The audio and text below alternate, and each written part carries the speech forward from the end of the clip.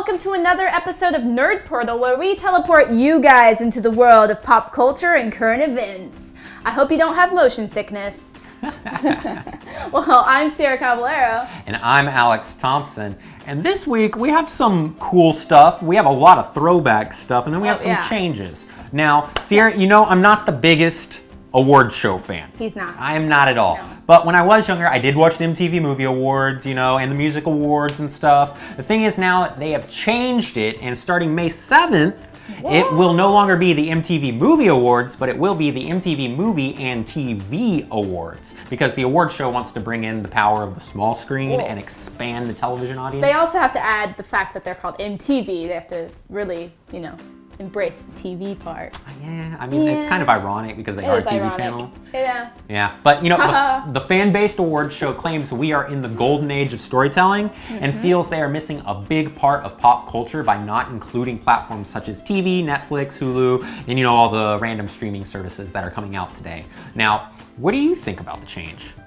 I like it. You like it? I'm digging it. I don't know why I said I'm digging it. You're digging it? That's the first word I'm thinking of. Phrase. But I don't know, I really like the idea that they're adding another, you know, chunk to the award show. I think they really have been missing out on that big part of pop culture. I don't know, I think that there's been a lot of new shows out, and I think it'd be silly for them to miss out on those. Yeah, especially since it's like all fan voter-based kind of thing. I bet you Stranger Things would have won so many awards last year. It would have been definitely. ridiculous. I used to watch the Kids' Choice Awards, and I think even they would focus on some TV stuff, right? Yeah, they definitely would. And everyone getting slimed and everything. Oh man, the slime.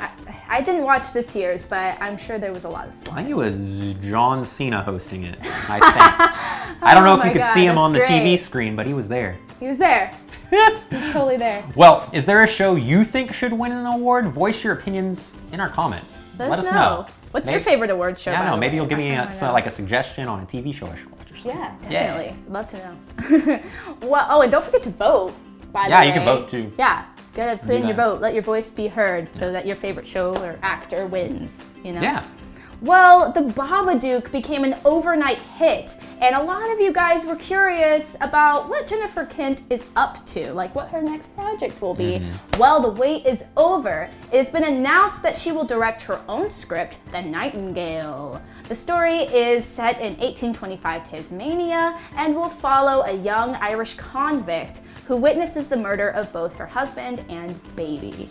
Soon, she takes her revenge by hiring an Aboriginal male tracker. So it's going to be gory. Yeah. It's going to be good. Bloody revenge. Check one off on the positive. Okay. Check.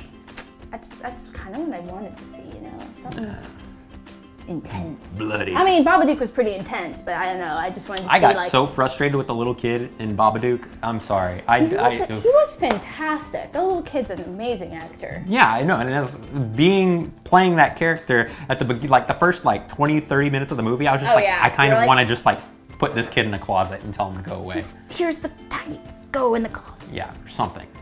Gun. But in the end, you kind of like him. Yeah.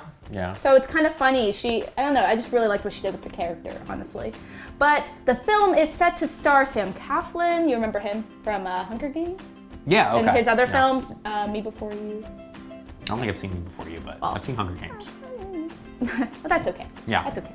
Well, and it also stars Aisling Francois, Bakali Ganimbar, and Harry Greenwood. It's all these really hard really names, long and then names. Harry Greenwood. And Harry Greenwood. And Harry Greenwood. If I mispronounce the names, I'm really sorry. I tried.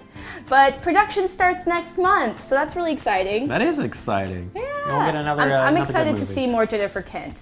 She's one of the female directors that I'm really just excited for.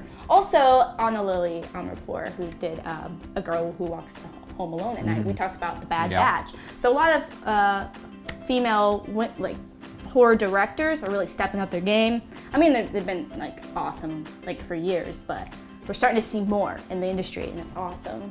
Yeah, right. Well, at least they're getting the spotlight now. Oh, yes. For a few years there, it was just all not that big of horror. Yeah. Maybe two that would come out in a year that would be really popular. You know what I mean? Yeah. But they were still there. It was just because they weren't, you know. Well, we all know the indie scene is where it's at. Yeah, movies, definitely. but... Yeah, so there's gonna be a lot of awesome female horror directors out there. I was actually on a panel recently, and we talked about like women in horror, and it was really awesome. So if you want to know more about that, we have the link to the article on our Facebook page. Yeah. It's pretty cool. It was written by John Wildman, and it was called Films Gone Wild.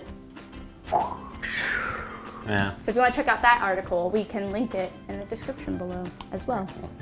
Now, I know you're a little bit younger than me, but not that much younger. Not that much you were still a younger. 90s kid with me. I have the CD. Well, you'll find out which CD. Okay, so if you were a 90s kid, then you may remember certain groups that you felt defined that era. You know, the likes of Pearl Jam, Spice Girls, Eminem, just to name a few. Bewitched. That were, that were huge in the 90s. But a band that probably made a bigger impact on some of our younger lives. Yeah. You know, if you were if you were below the age of 10, you were probably really into this, you know? Yeah. But they're returning. So get ready to bop, because Hanson is back and going on their 25th anniversary tour. Oh. I remember having that CD and playing it a lot. Yeah, me too. Actually, I have this. I still have that CD. Actually. I have it too. So yeah, it was my sister's, but then it was given to me, and then I listened to it nonstop. Yeah, it was pretty great. Yeah, well, get ready, because Hanson will be doing a worldwide tour, and tickets went on sale earlier last week. So you better get them fast, because they're gonna sell. Yeah, and the first stop on their tour will be in their hometown of Tulsa, Oklahoma at the Hop Jam Beer and Music Festival. So be on the lookout and find the rest of the tour dates on their website. And I just think it's so weird because they're all over 30 now. Yeah. So really it's not that far off, I guess, from my age. Yeah. You know? You feel more connected. And it's weird, and it was like one of my first CDs I ever owned as a kid. So, you know, it's funny. I think the first one I owned was the Space Jam soundtrack. And then it was Super Mario 64 soundtrack, and then I got the Hanson. Oh yeah. It's in the middle of nowhere, you know? Oh, so, of course. Yeah, I remember having that CD. I also remember owning Britney Spears' album, the first one. And then, of course, I had two cassettes that really stand out to me was the Selena cassette, and, you know, Bitty Bitty Bum Bum. When it comes to cassettes, my first cassette was the Black Album by Metallica. Nice. I also had the Power Rangers soundtrack, which I jammed to all the time. I think I had the Mortal Kombat soundtrack too. And so I was sitting there the whole time like dun dun dun dun, you know, just fighting in my bedroom as a kid, so. At least you didn't fracture a toe. Yeah, exactly. Well, filming for Girl in the Spider's Web begins in September, and a ton of changes are to be expected, including the director. Fede Alvarez, director of Don't Breathe and the remake of Evil Dead, has been chosen to direct the film. And sadly, Rooney Mara and Daniel Craig will not be reprising their roles. Have you seen Girl with the Dragon Tattoo? No. I know, The Swedish one? No, I've seen American zero. One? Okay. Haven't read the book, The nothing. book, Steg Larsson? Nothing. No? Okay. Nope. Completely in the dark on that one. Well, it's... I know, right? You know what? I really just want you to read them. That'd be a fun shirt, you know that? If I can make the Alex List shirt for Pop Nerd and then just like randomly check it off as I go. That'd be cute. Yeah, get a little felt pen or something. What is it? Something. One of those things. Fabric pen. Yeah, the little bubble paint. Well, sadly they won't be reprising their roles. Okay. But Fede has said, and this is a quote, it is said that 50% of the director's work is casting. If it just takes Fincher's amazing casting, I wouldn't be doing half my job. That's basically what he said. So, meaning that Alvarez wants the film to reflect his own vision, which is respectful.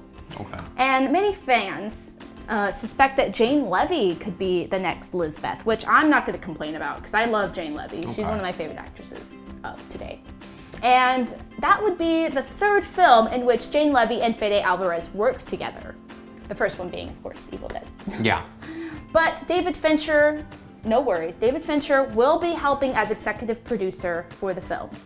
So that's cool. Yeah, if you want to get to know more about the Girl with the Dragon Tattoo, Girl with the Spiderweb, the Millennium series, definitely read Stieg Larsson's books before you see the film or after you see the film, whichever works for you. But they're amazing books. There's only 3 books, right? There's only 3 books that are written by Stieg Larsson. Are they all long? Girl with the Spider's Web was completed after his death. Okay, but are they long? The books are probably like that thick, I'd say. Like, they're not that bad, but the writing is kind of small. Stop. Okay. Inappropriate. I'm just saying it's the book size.